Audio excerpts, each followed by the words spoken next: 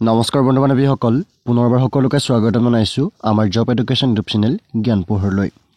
বন্ধু বান্ধৱীসকল পুনৰ আজি আপোনালোকৰ বাবে এই ভিডিঅ'টিত অতিকে এটা সুখবৰ লৈ আহিছো যেটো সুখবৰ আছে আপোনালোকৰ হেল্থ ডিপাৰ্টমেণ্টৰ ফালৰ পৰা হয় বন্ধু বান্ধৱীসকল অসম চৰকাৰৰ স্বাস্থ্য বিভাগৰ ফালৰ পৰা পুনৰ এটা আপোনালোকৰ গুৰুত্বপূৰ্ণ খবৰ আছে যেটো খবৰ আপোনালোকৰ নতুন কিছুমান পদ মুকলি হৈছে So friends, স্বাস্থ্য বিভাগৰ ফালৰ পৰা আপোনালোকৰ 526 টাকৈ নতুন পদ মুকলি হৈছে যিখিনি পদৰ কাৰণে আপোনালোকে 8 ফেব্ৰুৱাৰী তাৰিখৰ পৰা আবেদন কৰিব পাৰিব গতিকে বন্ধু বান্ধৱীসকল এই পদখিনিৰ কাৰণে কিমান কি আপোনালোকৰ শিক্ষা লাগিব বয়স কিমান থাকিব লগতে কোন সকলে আবেদন কৰিব পাৰিব সকলো আমি আলোচনা কৰিম গতিকে ভিডিঅ'টো আপোনালোকে শেষলৈকে চাই থাকিব তাৰপৰ যদি আপোনালোকে আমাৰ চেনেল প্ৰথম ভিজিট কৰিছে তেন্তে আজি ভিডিঅ'টো লাইক কৰিব লগতে চেনেলটো সাবস্ক্ৰাইব কৰি ৰাখিব বুলি আশা ৰাখিলো গতিকে বন্ধু বান্ধৱীসকল আজি ভিডিঅ'টো পলম নকৰি বলক আজি ভিডিঅ'টো ইয়াতে আৰম্ভ কৰো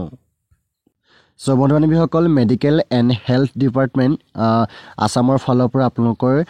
কিছুমান পোষ্ট মুকলি হৈছে যত আপোনালোকৰ টোটেল পোষ্ট আছে 526 টা ইয়াতে আপোনালোকৰ registered demonstrator resident physician এটসেট্ৰা post আপোনালোকৰ ডিফাইন ডিপাৰ্টমেণ্টৰ আপোনালোকৰ মুকলি হৈছে গতিকে কি আপোনালোকৰ ডিপাৰ্টমেণ্টৰ ফালৰ পৰা এই পোজা মুকলি হৈছে তাৰ এখন লিষ্ট আছে আপোনালোক দেখাম গতিকে আপোনালোকে ভিডিঅ'টো শেষলৈকে চাই থাকিব গতিকে বন্ধু বান্ধৱীসকল মেডিকেল হেল্থ ডিপাৰ্টমেণ্টৰ ফালৰ পৰা যি ৰিক্ৰুটমেণ্ট হৈছে 2024 ফালৰ পৰা নেম অফ দা পোষ্ট হৈছে registrar demonstrator resident physician etcetera total number post হৈছে 526 টা আৰু ক্যাটাগৰি আছে আমি চাম গতিকে আপোনালোকে ভিডিঅ'টো শেষলৈকে চাব ডিপাৰ্টমেণ্ট নেম হৈছে medical education and research department pay scale থাকিব আপোনালোকৰ 57700 টকাৰ পৰা 1,82,400 টকালৈকে আপোনালোকৰ প্ৰতি মাহে থাকিব লগতে যদি আমি এলিজিবিলিটি চাবলৈ যাওঁ তেন্তে আপোনালোকে দেখা পাব ইয়াতে বয়সৰ সময়সীমাটো মিনিমাম 21 বছৰ হ'ব লাগিব আৰু ম্যাক্সিমাম বয়সটো আপোনালোকৰ ইয়াতে 45 বছৰ হ'ব লাগিব গতিকে 21 বছৰ বয়সৰ পৰা 45 বছৰ বয়সৰ যিসকল ক্যান্ডিডেট আছে তেওঁলোকে এই পোষ্টখিনিৰ কাৰণে আবেদন কৰিব পাৰিব আৰু 45 বছৰ বা 21 বছৰ আপোনালোকৰ 1/1/2004 ভিতৰত হ'ব লাগিব এগলেছন দিয়া আছে পিডব্লিউ কাৰণে 10 বছৰ কিন্তু বাকি বিলাকৰ কাৰণে 45 বছৰ থাকিব তেওঁলোকে তাতকে আপ থাকিলে আবেদন কৰিব নোৱাৰে সো এটা আপোনালোকে ডিপাৰ্টমেণ্ট দেখা পাব ক্যাটাগৰি ডিপাৰ্টমেণ্ট আপোনালোকে আছে লেফট সাইডত প্ৰথম ডিপাৰ্টমেণ্ট আছে আপোনালোকৰ এনাটমি ফালৰ পৰা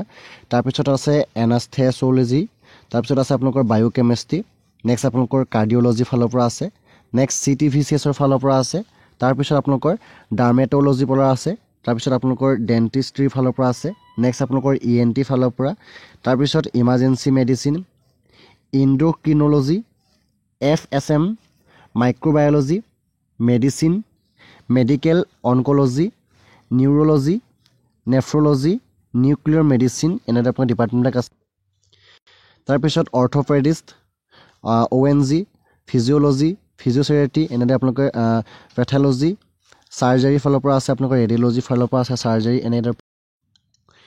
আপোনালোকৰ ক্যাটাগৰি ওয়াইজ ডিপাৰ্টমেণ্ট ওয়াইজ আপোনালোকৰ পোষ্ট মুকলি হৈছে আপোনালোকে ইয়াৰ এড্ৰেছ ডিটেইলছ আপোনালোকে আমাৰ ডেসক্ৰিপচন লিংকত ক্লিক কৰি পিনে আপোনালোকে ভালদৰে চাই ল'ব কেনে ধৰণৰ পোষ্টত কিমান কি পোষ্ট মুকলি হৈছে ক্যাটাগৰি ওয়াইজ আৰু এইখিনি পদৰ কাৰণে যদি আমি যেটো এপ্লিকেশন ফিজ চাবলৈ যাওঁ ইয়াতে আপোনালোকৰ এপ্লিকেশন ফিজ থাকিব আনি যাবৰ কাৰণে 250 টকা ওবিসি এমওবিসি এসসি কাৰণে থাকিব 150 টকা আৰু বিপিএল পিডব্লিউ কাৰণে কোনো ধৰণৰ ফিজ নাথাকিব সো এপ্লাই কৰিবৰ কাৰণে আপোনালোকে এমএছআৰবি যেটো অফিচিয়েল ওয়েবসাইট আছে আপুনি তাতে যাব লাগিব আমি ডেসক্ৰিপচনৰ লিংক দিম আপুনি লিংকটো ক্লিক কৰি আপোনালোকে আবেদন কৰিব পাৰিব আৰু আবেদনটো আপোনালোকৰ ষ্টাৰ্ট হ'ব 8 ফেব্ৰুৱাৰী 2024 ৰ পৰা আৰু লাষ্ট থাকিব আপোনালোকৰ 23 ফেব্ৰুৱাৰী 2024 এটা মেইন কথাটো হ'ল এইখিনি পোষ্টৰ কাৰণে কোন সকলে আবেদন কৰিব গতিকে দেখা পাইছে ইয়াতে আপোনালোকে যদি আমাৰ এডুকেশ্যন কৰি চাবলৈ যাওঁ তেতিয়া আপোনালোকে পোষ্ট গ্ৰেজুৱেট কৰা হ'ব লাগিব এমডি এমএছ বা ডিএনবি আপোনালোকে কৰা হ'ব লাগিব তাৰ পিছত যিবিলাক আমাৰ এনাস্থেচিওলজিত বা ডিটাৰমিনলজিত আপোনাৰ যিখিনি পোষ্ট থাকিব তাৰ কাৰণে আপোনালোকে যেটো ইয়াৰ তাৰ পিছতে আপোনালোকে পোষ্ট গ্ৰেজ কৰা হ'ব লাগিব এমএছ এনাটমি ফালৰ পৰা এমএসসি কৰা হ'ব লাগিব with PhD in medical anatomy তাৰ পিছত কিছুমান পোষ্টৰ কাৰণে আপোনালোকে পোষ্ট গ্ৰেজ কৰা হ'ব লাগিব এমডি যেটো বায়োকেমিষ্ট্ৰি হ'ব এমএসসি কৰা হ'ব লাগিব মেডিকেল বায়োকেমিষ্ট্ৰি বা উইথ লগতে পিএইচডি লাগিব